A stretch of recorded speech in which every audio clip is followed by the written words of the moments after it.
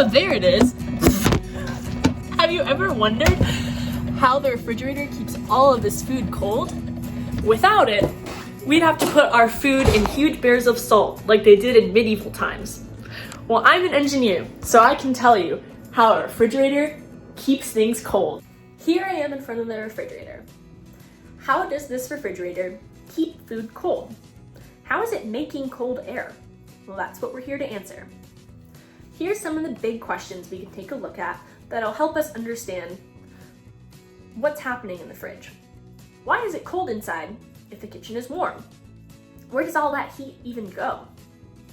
Well, the big idea and short answer is that it's not actually making making cold air.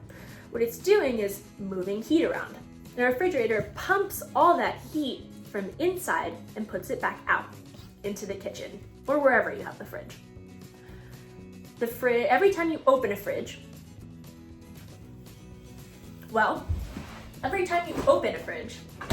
or put something in there, you let fresh air from outside or heat from freshly cooked food into the fridge.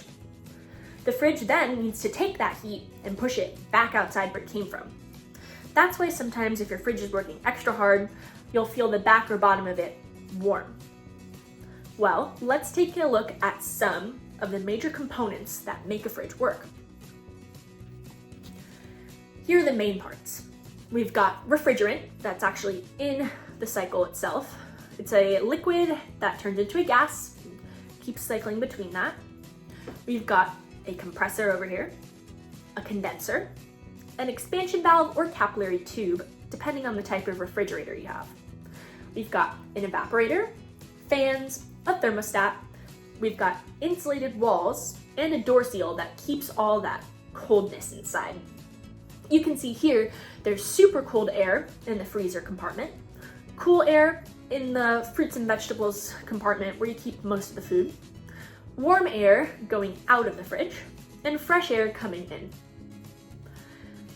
So there is what I said, refrigerant, a liquid that travels through this cycle. We can call this cycle the refrigeration cycle. Let's look at a basic version of it and an overview before diving into each part of this cycle. Here's the loop that runs over and inside a refrigerator. We can start here at the compressor. That refrigerant I was talking about comes from inside the fridge as a cool, low pressure gas. Then it goes in the compressor and the compressor squeezes it. This ends up raising its pressure and turns it into a hot, high pressure gas. Next, that hot gas moves through the condenser coils, which are on the back or the bottom of the fridge, and this touches the kitchen air. The refrigerant gives that heat to the air takes it, and the refrigerant ends up cooling down. As it cools down, it condenses and becomes a high pressure liquid. That liquid then goes through an expansion device like a valve or a capillary tube, which is a very narrow passage. When the liquid comes out, the pressure has dropped, and the refrigerant ends up being a very cold, low pressure liquid. At the very end, that cold liquid flows through the evaporator coils inside the fridge, and air from all that food or anytime you open the fridge goes over that coils, and the refrigerant then absorbs that heat from the air and from the food. This makes it boil into a gas again, and that low pressure gas returns to the compressor and the cycle repeats. Each time around the loop, heat is moved from inside the fridge to the room, so the food ends up staying cold. Let's first take a look at the refrigerant, the working fluid. So if you think about water when you're making soup or boiling something, it boils at about 100 degrees Celsius. It takes a long time and you have to wait for it. But refrigerants, like these guys over here, typically boil at much lower temperatures.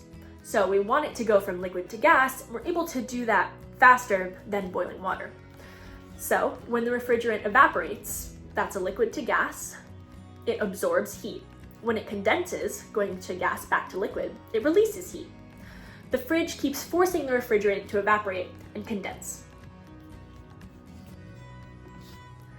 Now let's take a look at the next component, the compressor. The compressor itself squeezes the refrigerant gas. This raises its pressure and raises its temperature. If we think about it, gas molecules are all crazy and erratic, they're apart, and when you squeeze them, they're bouncing off each other more and more and more, and basically that ends up raising the energy in it and ends up raising the temperature. So as you raise the pressure, you end up raising the temperature. That's why pressure and temperature are proportionally related.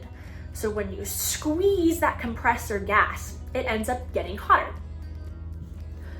And so then, that hot gas now has more energy than the kitchen air.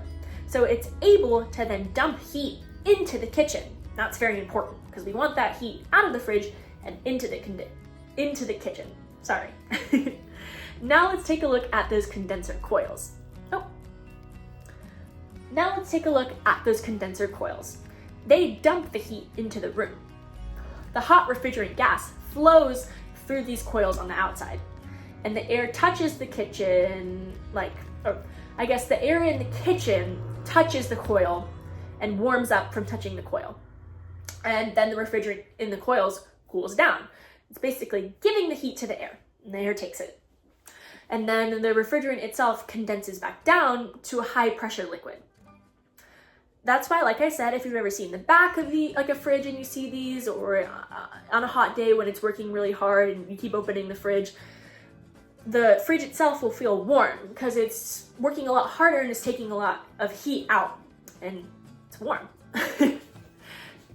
Let's go now and take a look at the expansion valve or the capillary tube. These are tiny openings that make big pressure drops and make the liquid get very cold. Like I said, if the pressure drops down, the temperature also goes down. So let's take a look at the difference. Both parts basically do the same job. They drop the pressure, which then makes it get cold. The capillary tube itself is sort of like a tiny, tiny straw, its opening never changes. It's cheap and simple, and it's common in most household refrigerators, smaller refrigerators. An expansion valve over here can open more or less, so it can change, and it can open more or less kind of depending on how warm the outlet of the evaporator is. Typical kitchens, like I said, use the capillary tube because it's cheaper and simpler. But they both do the same job. Now let's take a look at the evaporator coil, the part that absorbs heat from the food. So, cold, low pressure liquid / gas mixture sometimes enters, and it absorbs heat and air from the food. That's what makes it boil into a gas. So like I said, it's able to boil faster than water, so the heat from inside the fridge that you let in through opening it or putting warm food in there is enough to make it boil again into a gas and restart the cycle. So the heat kind of jumps or is given to these coils. Well, it's given from the food into the air, into the coils basically. So they transfer that way and goes back into the compressor again. So, how is the freezer colder than the fridge? It's a good question. It's one cooling system, and there's typically like thermostats or temperature sensors. Like I said, there's fans and air doors, but in many homes, for example, fridges is where the evaporator coil. Well, I guess in many homes, the evaporator coil is typically only in the freezer. So the freezer gets the absolute air closest to the coil, which is the absolute coldest, right? That's when it's after the expansion valve and the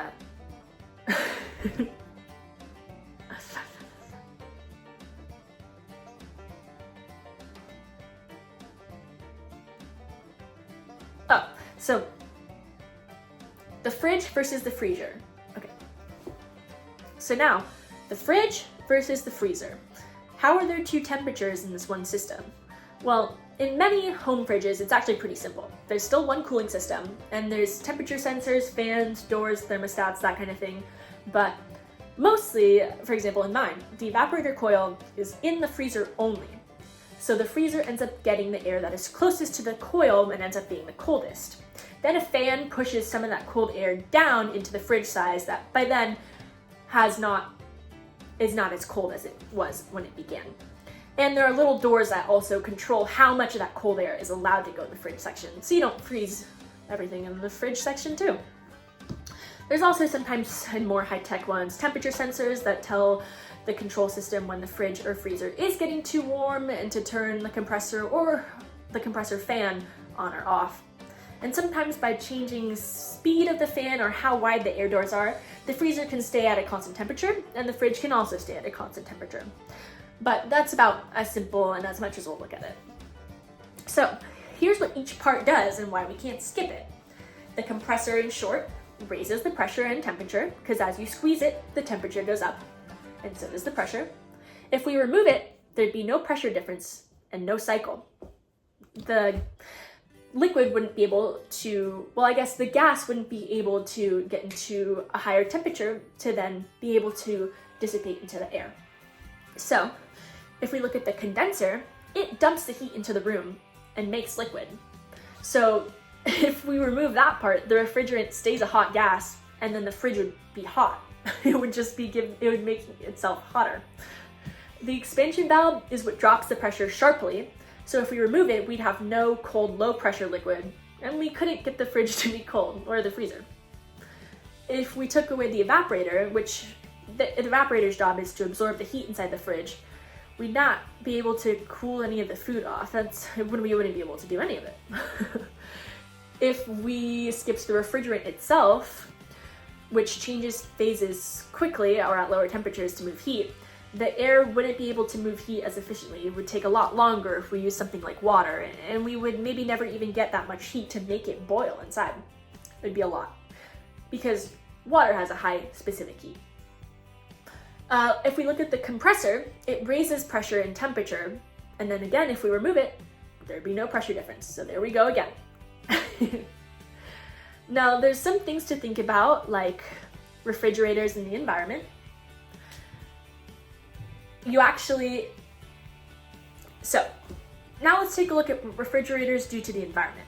If you've ever had to throw away a fridge, which I did a couple years ago, you actually have to go to the trash dump and pay a fee to have them thrown away because it could be an environmental hazard just to throw it in with regular landfills, and here's why. There's some problems and some solutions that we can come up with. So let's take a look at refrigerators and their environmental impact. If you've ever had to throw away a refrigerator, or your parents did, which I've had to do, you actually have to drive the refrigerator yourself to the dump or pay someone to do it, and then you actually have to pay a dumping fee to dump it, since the refrigerant in it could be harmful to the environment, and it's just hard to dispose of these things. But there are other environmental problems as well. For example, they use a lot of electricity. The refrigerant itself can leak, which it's a lot of times not safe for the people living in the house. Older refrigerants harmed the ozone layer, creating a lot of greenhouse gases. And newer high GWP gases can warm the planet. So newer gases that we're using in refrigerators can also do that. Another example, like I said, the refrigerant, if you throw away a fridge, can leak into, let's say, a landfill, and that can leach into the soil on the ground, and it's not good for living plants or any critters down there, so that's kind of why they have to dispose of them in a special way. There's solutions that people are looking at, like more efficient fridges, and we're always working on more climate-friendlier refrigerants that aren't as harmful to the environment and animals and us. And educating people more on the proper recycling and leak control of these fridges, like telling people like me what the right way to throw away these things are, and also just good user habits. If your mom's ever yelled at you for putting hot food in the fridge, it's because you're making the fridge work more, which uses more electricity, puts more heat out, uses more of this gas, and it's just not safe overall. So if you're gonna put something hot in the fridge, wait till it's cooled to room temperature. Otherwise, you're just wasting a bunch of energy. Well, that is the end of my presentation, and I hope that you now know how a refrigerator works.